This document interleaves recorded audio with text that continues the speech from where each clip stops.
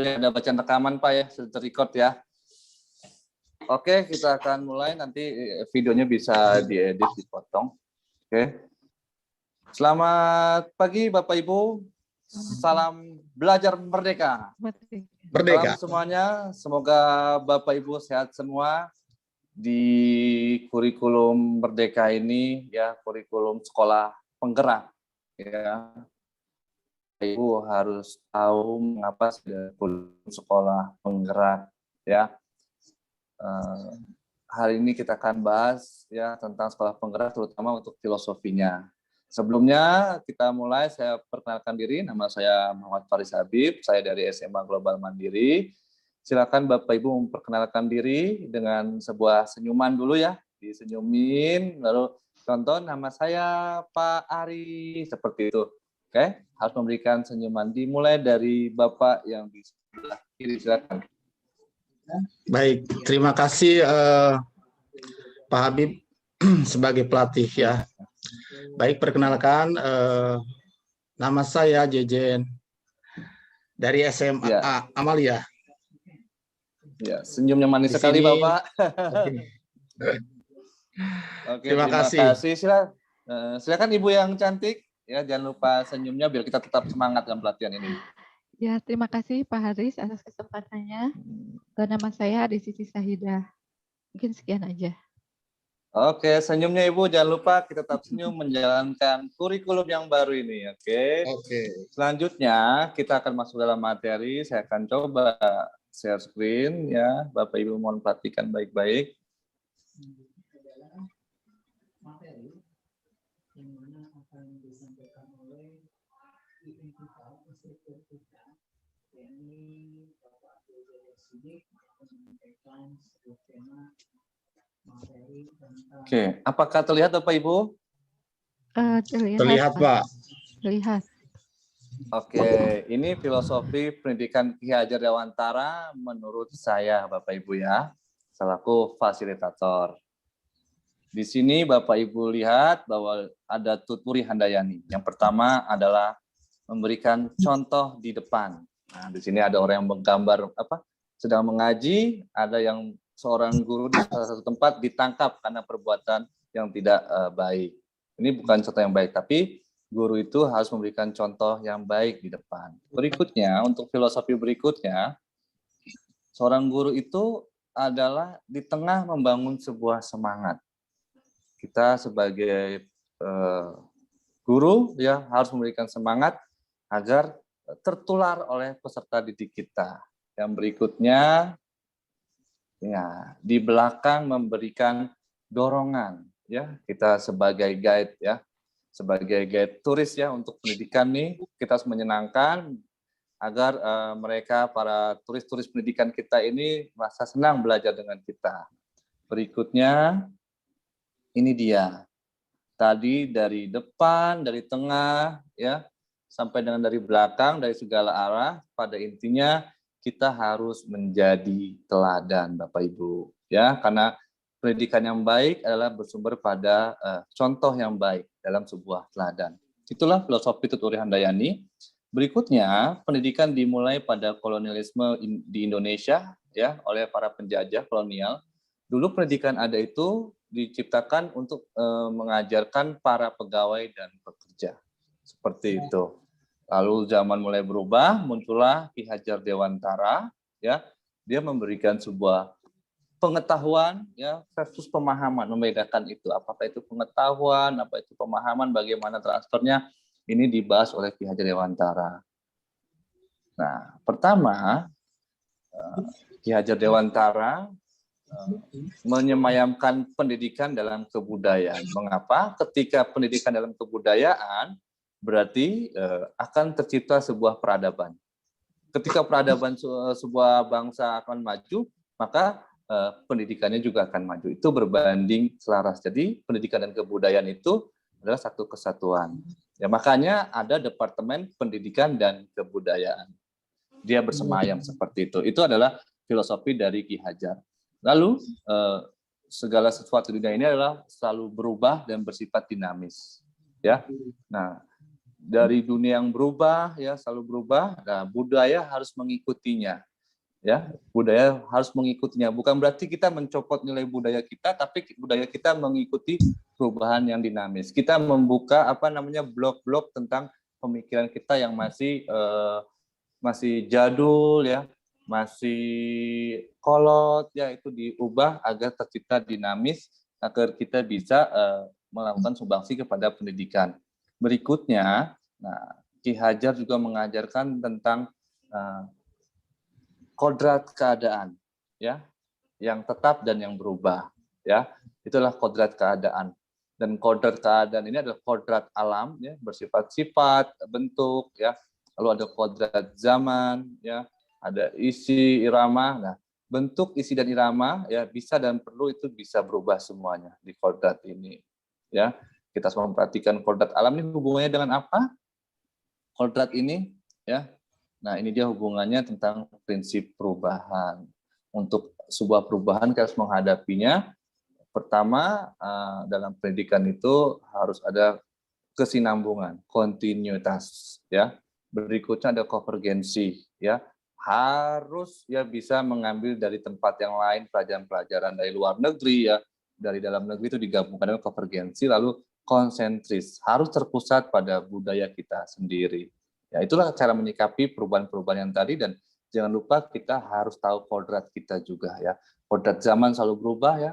Kodrat alamnya yang namanya seperti yang dibilang oleh Pak Dirjen, ya, seorang petani tidak bisa dipaksa menjadi seorang montir atau pedagang, tetap harus menjadi petani yang baik. Seperti itu disebut dengan kodrat alam.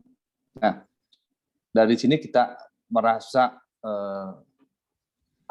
terpanggil seorang pendidik, ya.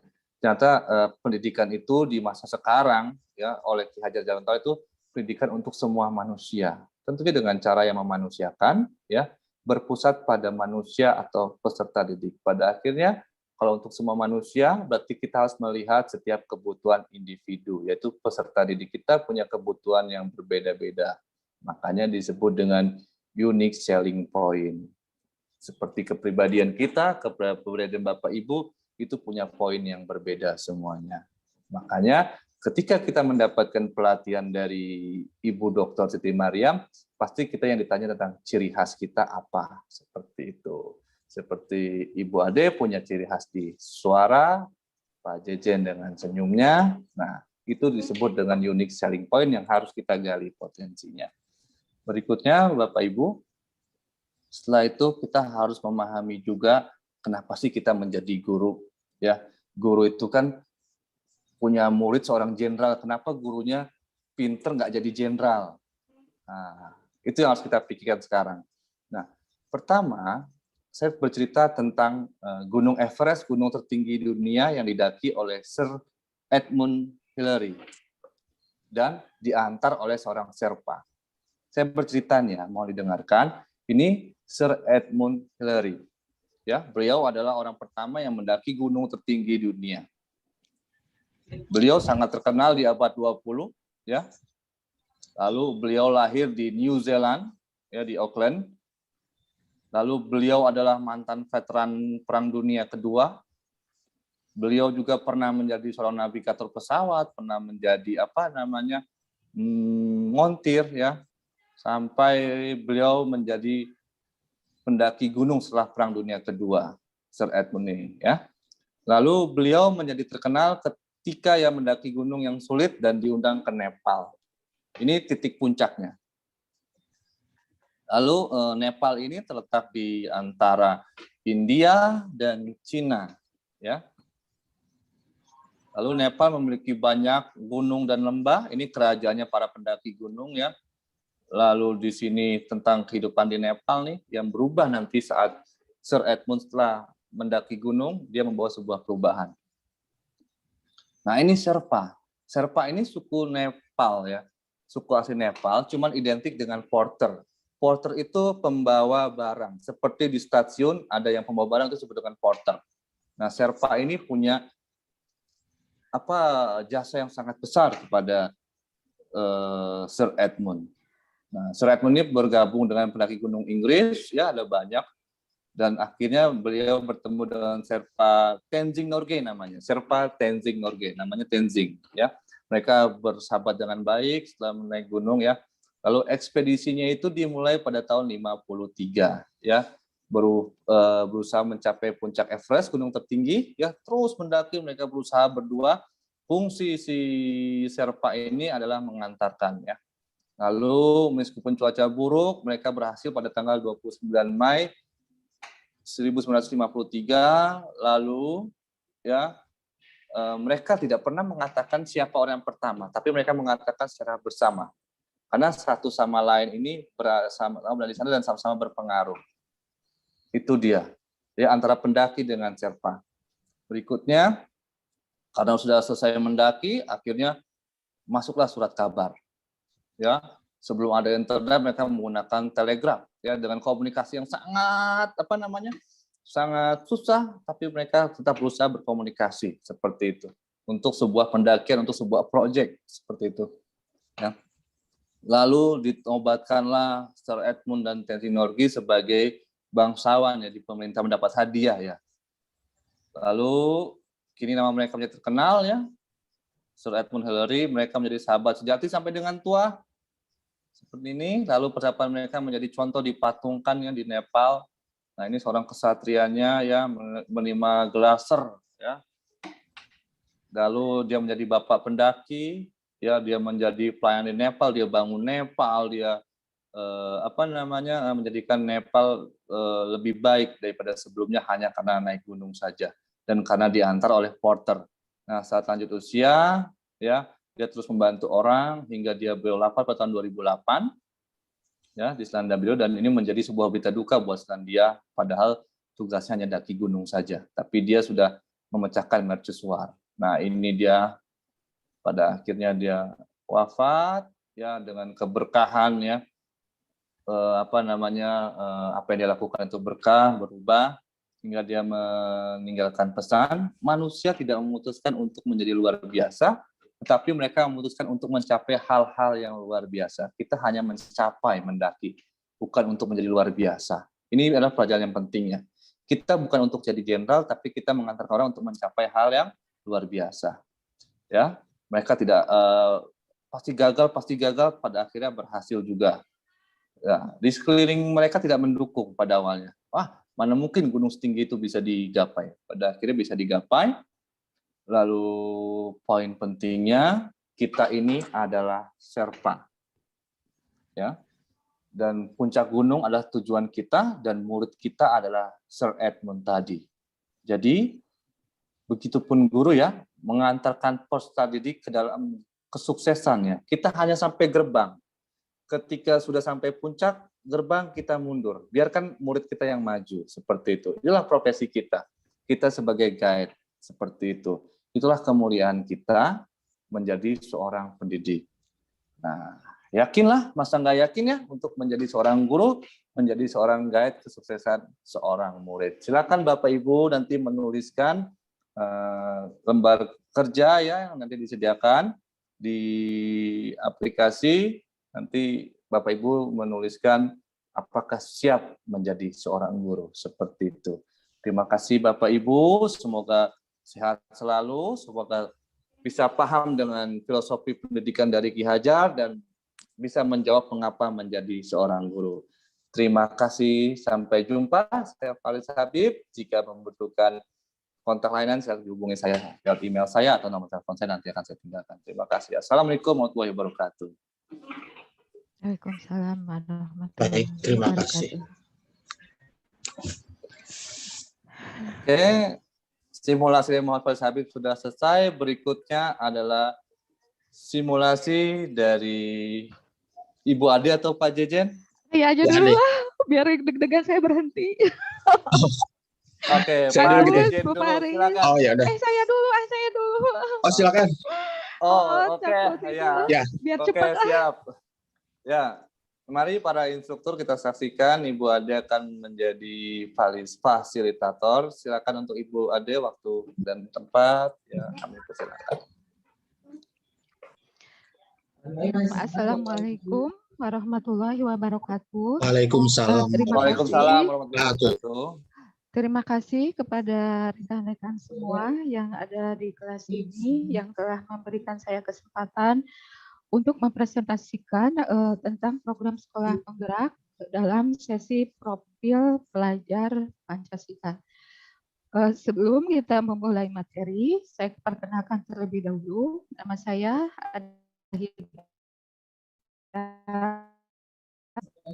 pengampu atau pengajar di SMA Negeri 1 Pantai. Untuk Bapak-Bapak silakan apabila perkenalkan diri terlebih dahulu sebelum kita menginjak ke acara berikutnya. Silakan untuk Pak Jejen mungkin. Terima kasih Ibu Instruktur.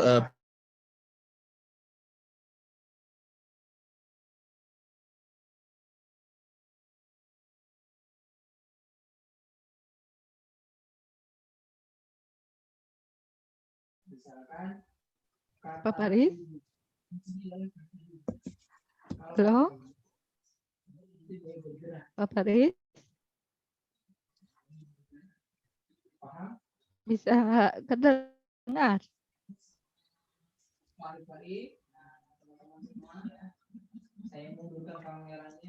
Silakan, mungkin ada itu ya gangguan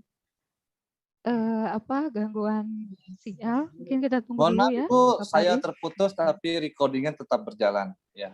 Oh, Saya iya. Muhammad Faris Habib dari SMA Global Mandiri. Saya maaf koneksinya buruk jadi terputus. Ya, nggak apa-apa ya, dimaklumi untuk saat sekarang karena memang kondisinya kurang bagus. Untuk biar mempersingkat waktu, kita mulai aja ya untuk presentasinya. Kita lihat sama-sama presentasi tentang profil pelajar Pancasila.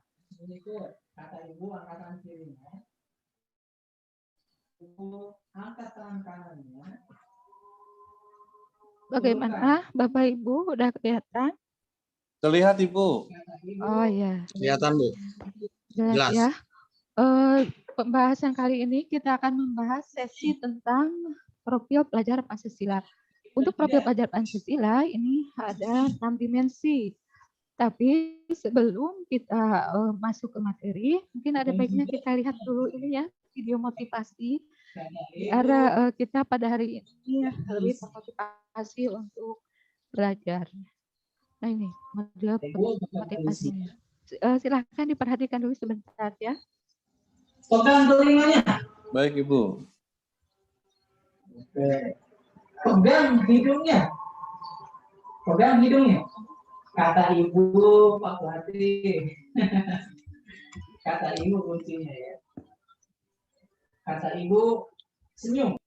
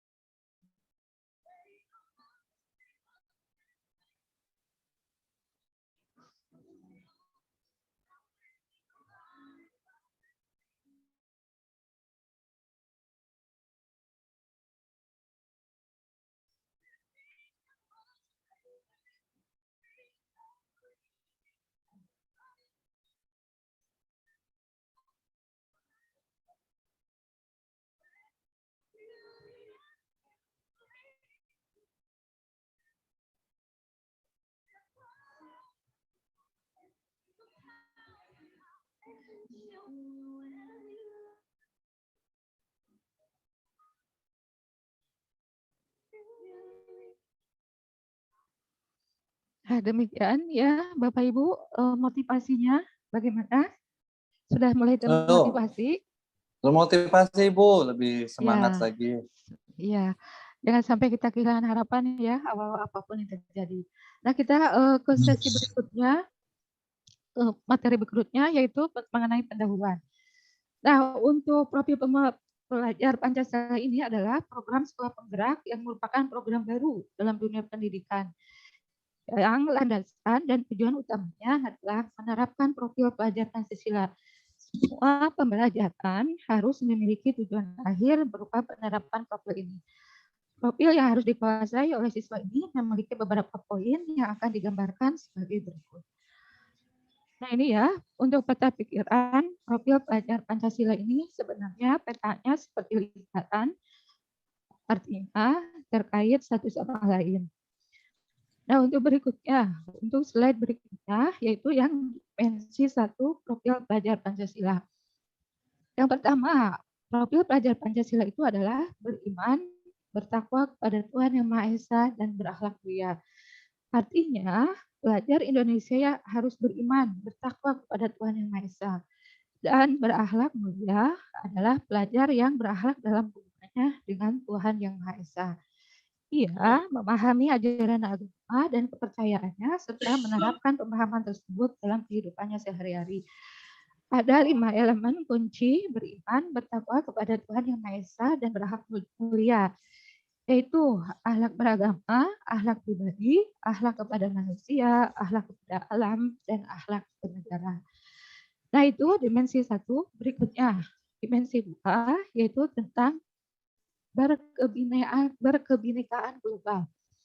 Pelajar Indonesia mempertahankan budaya luhur, lokalitas, dan identitasnya, dan tetap berpikiran terbuka dalam berinteraksi dengan budaya lain, sehingga menumbuhkan rasa saling menghargai dan kemungkinan terbentuknya dengan budaya luhur yang positif dan tidak bertentangan dengan budaya luhur bangsa. Elemen dan kunci kebinekaan global meliputi mengenal dan menghargai budaya, kemampuan komunikasi interkultural, dan berinteraksi dengan sesama. Dan terakhir adalah refleksi dan tanggung jawab terhadap pengakuan kebinekaan. Untuk dimensi yang ketiga, yaitu bergotong royong. Pelajar Indonesia harus memiliki kemampuan bergotong royong, yaitu kemampuan untuk melakukan kegiatan secara bersama-sama dengan sukarela, agar kegiatan yang dikerjakan dapat berjalan lancar, mudah, dan ringan. Elemen-elemen dari bergotong royong adalah kolaborasi, kepedulian, dan berbagi. Untuk dimensi keempat, yaitu mandiri. Pelajar Indonesia merupakan pelajar mandiri, yaitu pelajar yang bertanggung jawab atas proses dan hasil belajarnya. Elemen kunci dari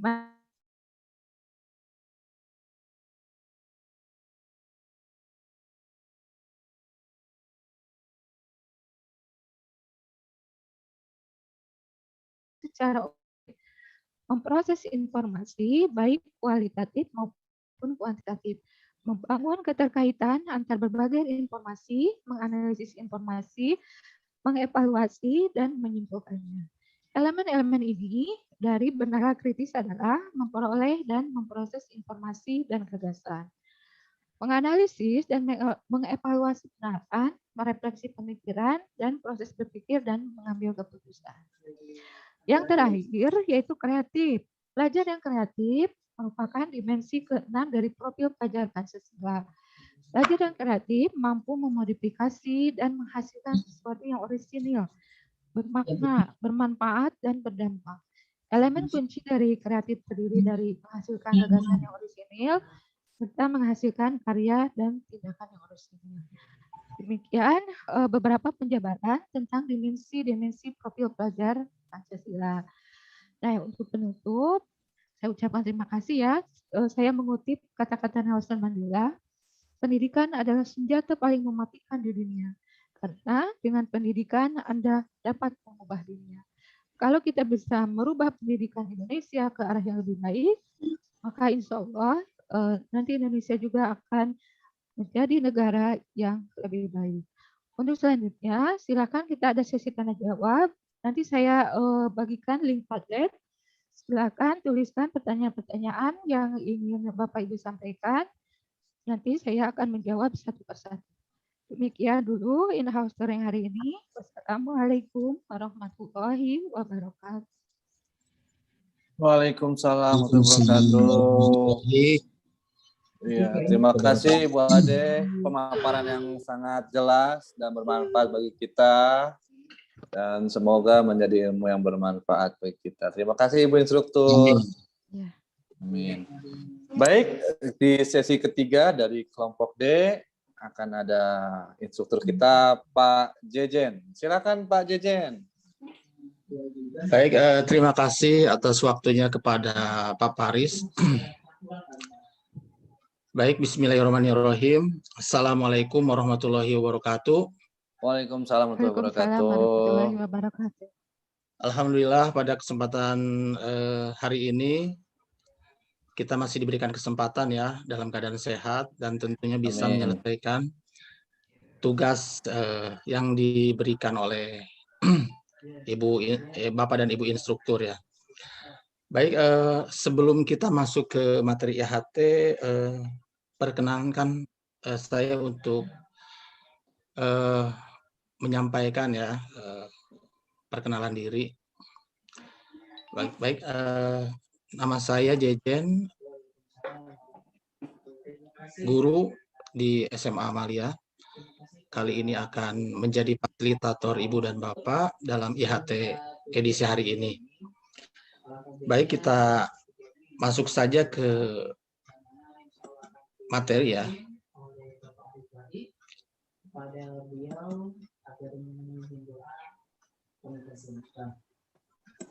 Pada kesempatan kali ini, Bapak Ibu bisa apakah sudah muncul gambarnya?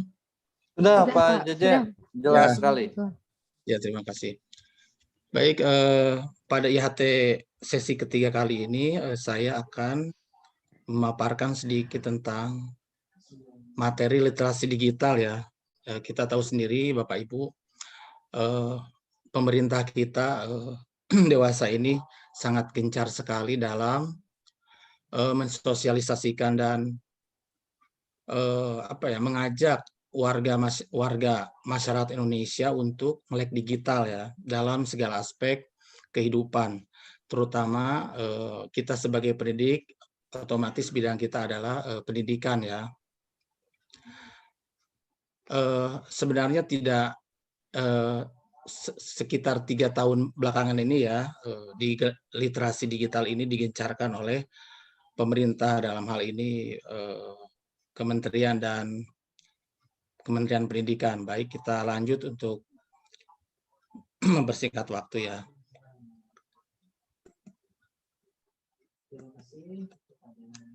Baik, literasi digital itu apa sih? Kalau menurut definisi dan pemahaman dari para ahli ya, dan ini sudah dirangkum dari berbagai sumber, yaitu kemampuan menggunakan teknologi informasi dan komunikasi atau TIK untuk menemukan, mengevaluasi, memanfaatkan, membuat dan mengkomunikasikan konten atau informasi dengan kecakapan kognitif maupun teknikal seperti itu ya. Jadi kemampuan individu dalam menemukan ya, membuat kemudian konten-konten berupa informasi untuk disampaikan, mungkin dalam ini bisa lebih bermanfaat lagi ya dalam dunia pendidikan.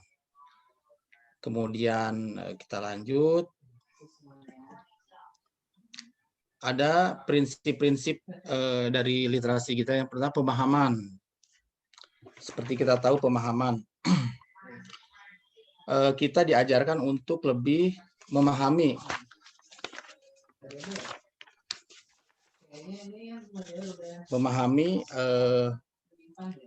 bagaimana cara menggunakan digital, komponen digital seperti itu. Kemudian yang pertama itu kemampuan untuk mengekstrak ide secara implisit dan secara eksplisit dari media. Contohnya kita kan banyak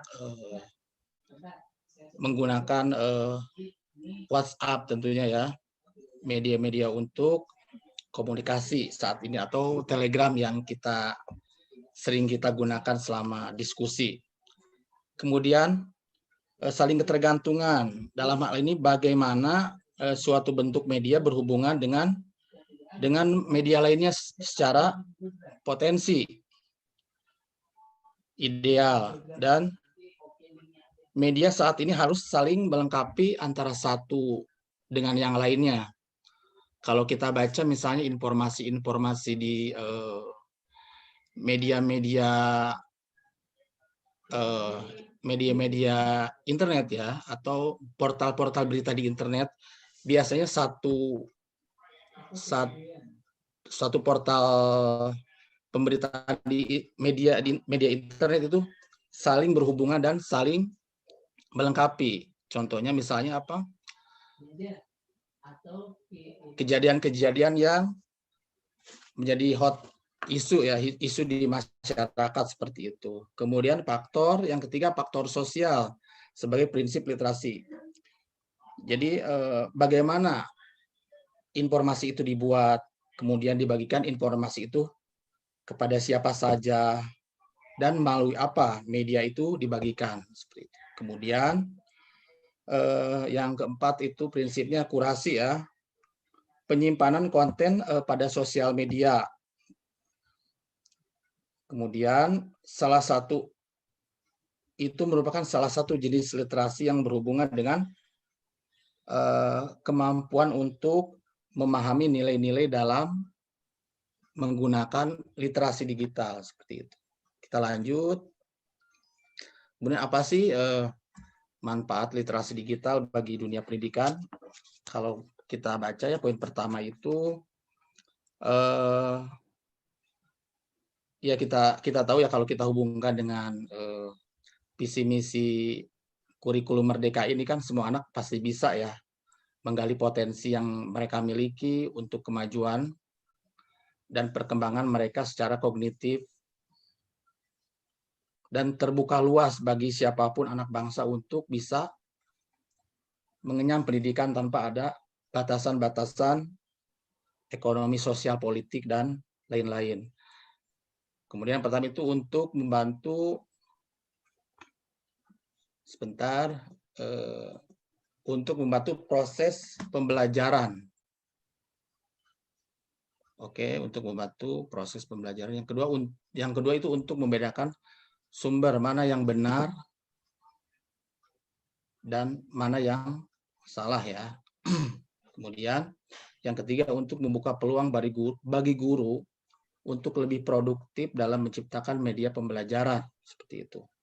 Ya kita tahu ya, selama pandemi ini sekitar dua tahun terakhir ini, guru dituntut untuk lebih kreatif dalam meramu konten-konten dalam pembelajaran karena dilakukan di rumah masing-masing ya. Biasanya kita menggunakan apa sih? Apa WA group, pemberian materi tugas, atau media-media Telegram atau Google Classroom. Bisa juga ruang lingkup lebih luas itu misalnya dengan dari Google Suite ya, yang penggunaannya lebih luas lagi tanpa ada batasan memori internet, memori penyimpanan yang kalau biasa kita menggunakan drive penyimpanan itu cuma 15 GB, kita bisa unlimited data terbatas. Kemudian lanjut ya, perangkat TIK yang digunakan pada platform teknologi di sekolah yaitu komputer. Seperti kita tahu, komputer memang perangkat yang penting sekali dalam penggunaan di sekolah ya, atau maupun di rumah-rumah. Kemudian mungkin dengan spek-spek yang lebih tinggi ya, biasanya sih kemudian jaringan yang lebih luas, tentunya yang sinyalnya stabil ya.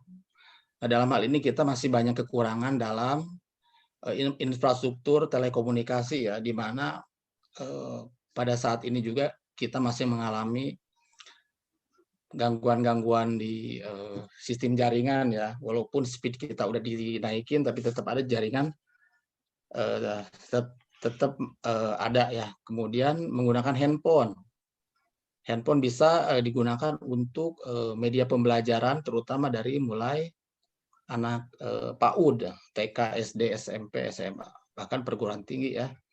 Kita bisa menggunakan Android dengan memanfaatkannya lebih optimal seperti itu. Misalnya kita bisa rumah belajar seperti itu, kita bisa ruang guru misalnya yang sedikit berbayar seperti itu. Atau kita mencari googling informasi-informasi yang terkait dengan tugas-tugas atau materi yang diajarkan oleh pihak guru atau pendidik. Nah, kemudian kalau di kita selama ini menggunakan perangkat Google Classroom ya, mungkin lebih familiar seperti itu. Seperti saya masih menggunakan Google Classroom untuk upload materi, presensi, dan evaluasi ya, formatif misalnya, seperti itu. Itu lebih mudah dibandingkan dengan aplikasi yang lain. Kemudian yang lebih kompleks lagi mungkin LMS, Learning Management System. Ini ada kebanyakan sekolah saat ini menggunakan platform aplikasi ini, LMS. Misalnya untuk kegiatan-kegiatan pembelajaran ya, seperti halnya Google Classroom bisa mengupload video, kemudian materi pembelajaran, ujian, seperti itu. Kemudian ada rumah belajar seperti yang diluncurkan oleh Kemendiknas. Seperti itu, kita tinggal mengunduh di Google Play atau di Play Store, kemudian install, dan kita bisa memanfaatkannya untuk keperluan pembelajaran baik bagi guru maupun kepada siswa ya. Kemudian ada yang berbayar, yaitu platform ruang guru seperti itu. Baik, terima kasih. Itu paparan dari saya dalam hal ini materi mengenai literasi digital ya. Untuk kuis nanti akan menyusul. Setelah ini Bapak Ibu bisa mengisinya, nanti linknya akan saya share. Baik, terima kasih. Cukup sekian. Assalamualaikum warahmatullahi wabarakatuh. Silakan kembali lagi ke host. Oke, terima kasih Pak Jejen atas pemaparannya yang sangat lengkap lagi, menginspiratif ya. Sangat lengkap sekali tentang literasi digital. Terima kasih Pak Jejen. Sama-sama, Pak. Iya, selanjutnya share screen-nya mungkin belum dimatikan Pak Jejen ya.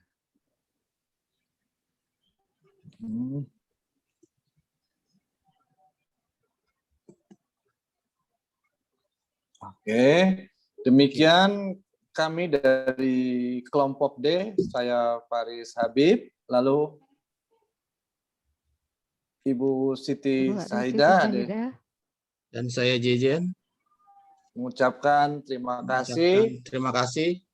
Dan sampai jumpa di IHT yang sesungguhnya. Oke.